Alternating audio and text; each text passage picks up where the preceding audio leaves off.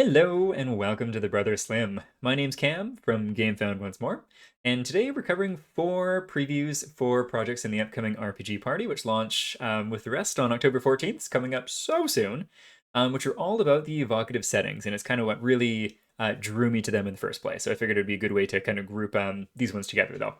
Alrighty, so first one, Under the Table, a sword and speak easy Arthurian gangster TTRPG. It's a long name, but extremely evocative. So, Camelot, Illinois, 1929. Arthurian mythology meets American gangster drama in a stylish, magic infused alternate timeline during the days of Prohibition. The Royals are a legendary gang known for bootlegging sangreal, a magical liquor, and the characters are new recruits eager to climb the ladder. It's an age of excess and opportunities, but things are tipping bad, and soon the whole city may come tumbling down. A little bit of magic, a little bit of luck, too much hard fighting, and a whole lot of blood built this empire. But now the heat is coming down as betrayals and old grudges start boiling up. Honor only goes so far before the knives comes out. Will you save the kingdom, tear it down, or take it for yourself? So, wild, kind of crazy concept. Reminds me a little bit of, oh gosh, what was that really young movie with he is not Napoleon Dynamite. What the he only dates 25-year-olds. What's his name? Um I can't think of the actor's name, but hopefully everyone gets the only dates 25-year-old part. He gets mauled by a bear in a movie, but he also plays Romeo in a kind of modern twist of Romeo with guns. Kind of reminds me of a little bit like that. All right, so we've read this a little bit, so we'll scroll on through. There's a mock-up of the book. Some really cool, once again, that kind of blending of specifically prohibition and fantasy is really, really neat. All right, so this is talking about what we just played too. So, Under the Table focuses on telling stories about outlaws who aren't just bucking an unjust system. They're doing it in style, and in a world that fuses brand new magic with a stylish retro setting. It's three-piece suits paired with designer swords. It's literal bottled moonshine in the truck of a car outrunning cops. It's a femme fatale with pointed ears poking through that curtain of come thither hair. It's found family as the royals gather society's outcasts around their battered round table and bond through music and blood and daring. It's Michael Corleone, buckling on Excalibur as the doors draw closed. It's Gatsby smuggling moonshine off a green light dock. It's King Arthur in the back room ordering another round for his knights after a quest. It's magic and courage and loyalty all happening under the table. Great Gatsby, heck yeah, love it. All right, so 3 main influences: Arthurian fantasy, American gangster drama, and jazz age style. So these next sections just kind of cover like the inspiration for the game and such. So I think we'll skip past this for the moment. But if you're interested in reading through this, check out the preview. There's all kinds of fun stuff to dive into. And Pete shared an update on the project page too. Alrighty. Themes. Once again, we're going to skip past this just because there's a lot of text to read through. But please, again, check it out. Read it in full. So Codes of Honor, the last good days, which is a really good kind of tipping point. Kind of reminds me of like a lot of Mort board games, how it's kind of like the end of the world is happening. And while I don't think this needs to be as dire as that, it certainly does fit. Mistakes never walk alone. Also good for any good drama there as well. All right, Brood in the Dark. Good point. Where's there? Under the Table runs on a streamlined version of the Forge in the Dark rules engine, encouraging both hard-hitting confrontations and intense narrative drama. All you need to play are a handful of 6-sided dice, some pens and paper, and a few, let's call them like-minded associates, indeed, willing to get into some good old trouble together. Interested in getting a jump on the competition? Look for a backer level that gives you access to the Ashcan edition for an early chance to play. Good stuff. So one thing I want to say that Pete does not say on this preview, and personally I think he should, is how much freaking accolades the man has and who he's worked with in the either tabletop or general writing sphere. Really, really cool. I won't say it because it was shared in a private conversation, but some really, really cool stuff. And yes, some eyes on this project for sure. It's going to be a really, really neat one. Okay, moving on to the next one, Mutanani by Jake Eldritch. Mutanani is a gritty post-apocalyptic role-playing game where you and your friends play as degenerate, garbage-dwelling, fun-loving mutants just trying to make it through their next awful day. What a pitch. Good times for sure. So onwards we go. So rampant mutation, reckless driving, revolting hygiene. Fun. All right, so do fun loving mutants just trying to make it through the next awful day. Mutate wild and free, scavenge for precious junk, earn your place in the dump, forge bonds with other hideous weirdos, struggle to survive the moist lands, and fend off insufferable pure strain humans. Those gross too clean ones. Nasty. Marsh mutations. You play as a mutant, a hideous human offshoot whose body staves off pollution by frequent change. The good news is you can mutate at will, shifting your form to meet every challenge. The bad news is you need to.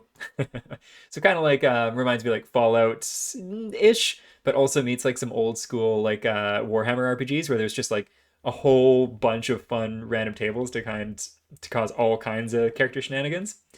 Um, that was based off some of the material that I don't think is available on the preview, but yeah, lots of fun tables in this one.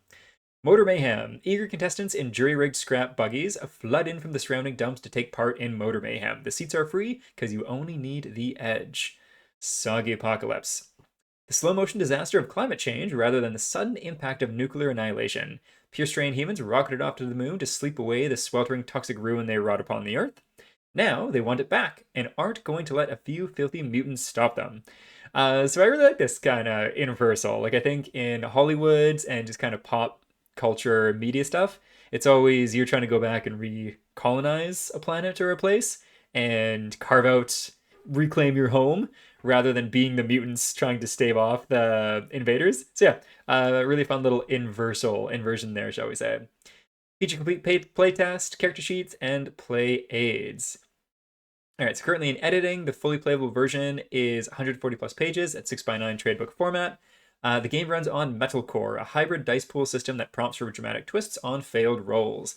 Section includes an introduction, character creation, engine, scenes and actions, resources, setting details, and guidance. You can't lose. This game is all but ready to go.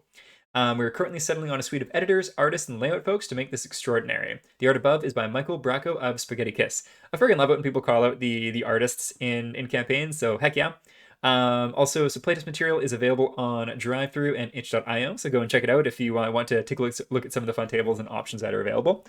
Definitely a fun one there too. Kind of like Twisted Metal meets, again, kind of Fallout vibes to a degree.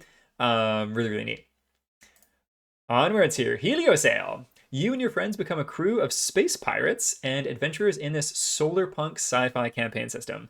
So when I was reviewing these, the words solar punk sci-fi really stood out to me as something that like, oh, that's neat. And then like as you can see just from some of the stills going by, oh my goodness, Quinn has got some really cool vibes going with this whole setting and the mechanics. So we'll cruise on down here. Okay, so Heliosail, become a crew of space pirates in this solar punk sci-fi RPG. Humanity has bloomed into a new age where extra-dimensional aliens have brought old maritime legends to life. Heliosail delivers the thrill of the classic swashbuckling adventure, the bonding that turns a crew into a found family, and an uplifting sense of hope for the future. That I also really like. There is so much doom and gloom in the worlds already, and yes, some grimdark tales are really fun to play out, but having a world full of hope is a really nice change of pace. And I think she really hits the nail on the head with the definition of old maritime legends come to life with this kind of future sci-fi vibe too. Because let's see if we can find any of the ships here. We'll scroll back up after. Any ships on display? Not there, but there was a couple in here, I believe. Yeah, so just like the whimsy of these spaceships, for lack of better words, is just fantastic. The whole motif of this setting is really, really neat. And yeah, we'll continue reading here. So download the game. Quinn also has like the whole freaking game ready to go, and you can go down the full PDF for free, which is also extremely wild and really, really neat. So about the project, this cover art too, oh, so beautiful.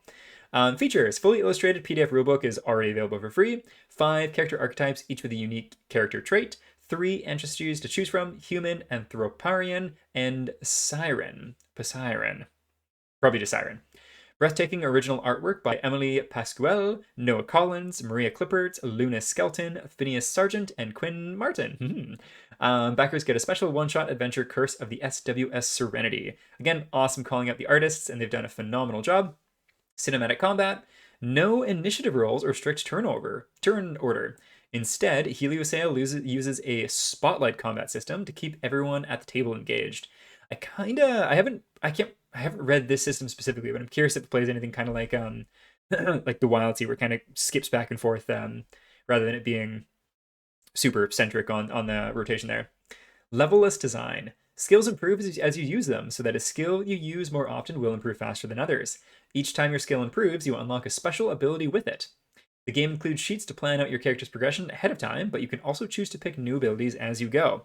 So, to meme it up, what is it? Not Skyrim, Morrowind, or there's one in between them that I'm forgetting the name of, but the one where you can jump, and you might as well just go jump everywhere because you're going to get really good at jumping. Similar kind of vibe.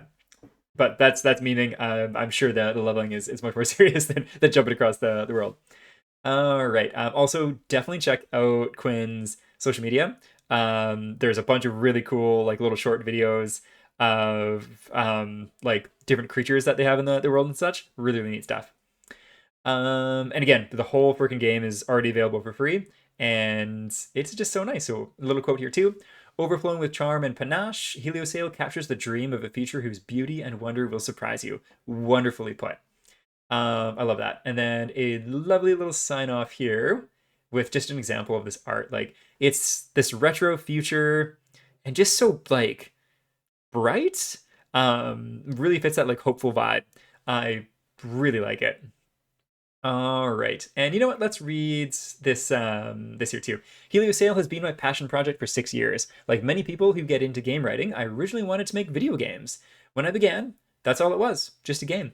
The romance of piracy and fiction is the ability to leave your old life behind and remake yourself on the high seas. As someone who is LGBTQ+ and neurodivergent, this trope speaks to me in a deep way. Heliosail isn't just an escape, though. It has an optimism about what we can achieve that our culture hasn't enjoyed in a long time. Post apocalyptic, gritty narratives have ruled the sci fi genre in recent decades, crying a warning that it feels like we have not heeded. I think we're at a place now where we need something with a pervasive and unapologetic belief in humanity, an uplifting sense of adventure that inspires us as much as it consoles us. I have no idea what the future holds for Heliosail, or for me. My only desire is that you find the same solace and joy in this game that I do. May the winds forever blow in your favor. Heck, yes. Yeah, I love that. That's extremely well put. Okay, and we'll scroll on to the last one for this video. Moonwitch. Moonwitch is a late medieval role-playing setting and system where players take on the roles of anthropomorphic animals living in the Isle of Moonwitch. Mystery surrounds why the animals of Moonwitch can think, talk, craft, and farm. Legends speak of a time before speech and thought, when life was ruled by the claw, and there was only the hunter and the hunted. Now, otters organize rebellions on riverbanks, foxes gather in thieves' dens, and badgers speak in councils beneath oak roots. Politics grows like brambles, and the towns are populated by cats and dogs. Just gives me like Redwall vibes. I don't know what's the demographic of everyone watching is, but Redwall was probably the first like novel series I started to read as a kid, and kind of like Celtic throwback to that, in my opinion. All right, so pen and paper role playing game inspired by Warden, Minstrel, Mythics, Washbuckler, Buckler, Burglar. No, that's not the inspiration. These are classes. My bad. All right, so this is for the core rule book, and I think there's a whole bunch more fun information down. Yeah, well, so we'll dive into this. Adventure awaits beyond field and fence. Moonwitch, a Celtic medieval fantasy RPG. Good little spread there of a Warden character. It looks like a otter. Okay. On the Isle of Moonwitch, there are many realms, my little musmus. The ones to remember are ruled by the Queen of Hearts and her rival, the River King. Welcome to Moonwitch, a world divided. In the world of Moonwitch, feudalism and politics between species cause tension and battles for control, as old rivals and bitter enemies try to put their differences aside in the name of progress and peace. Civilization grows, but at what cost? Threat from beyond. Across the Veil of Magic, the Night Dragon seeks to invade the sunlit lands, sending their Darkwalkers to prey on those who hold light in their hearts. In the hours of darkness, evil creatures steal the living and bring destruction on the pure they revile. Are you brave enough to go into the shadows? Mystery and magic, faith in the Moonwitch, the creator is divided. Why the different denizens of the Isle can speak, can think, can learn has split the people. Some cling to the old ways of the moon, others flock to the sun. None can deny their nature, a few investigate their path. Nice. So one thing I really like about that is it's not too wordy. It does a really good job of evoking the setting, and also specifically mystery. It leaves a whole bunch of things to like have people interested in the game like questioning like, okay, what's going on here? There's a whole bunch of potential plots to dig into. I think that's really well put. Okay, the focus of the system is narrative role playing. The emphasis on the design is to tell a story through cooperative play and action. Scene-based structure provides interaction and investigation, punctuated with action and obstacles, allowing for all types of content from mystery to adventure and horror to comedy and anything in between. I know my games definitely have a bend towards lately actually like horror and comedy. So that's a fun one for sure. So 9 species are going to be available in this first book. 16 various roles available at creation. So 8 dayborn and 8 nightborn roles. So my assumption there is it's probably going to be based on the kind of animal that you choose, or it might be tied to classes. I'm not too sure there. But just my thought process there is some animals are obviously nocturnal, others are out during the day. So I wouldn't be surprised if that plays a part there. 100 plus talents. Every role and species gives access to an array of talents from the extraordinary to the magical. The talents available grant the denizens of Moonwitch unique ways to overcome their enemies and impress their comrades. So, okay, character sheet there. Very, very neat. Nice and rustic. Purify the Blight or face the Darkwalkers. Good stuff. And let's see that. We'll end up with one last quote. Like the battle between good and evil, the journey never ends. Huzzah. And speaking of never ending, this is one video of a good handful of videos more to go. So thank you for tuning in as we continue to cover the RPG Party projects. They're all going live on October 14th on the Tuesday, and links will be in the description for these projects specifically. And yeah, thanks again. We'll catch you next time. Bye.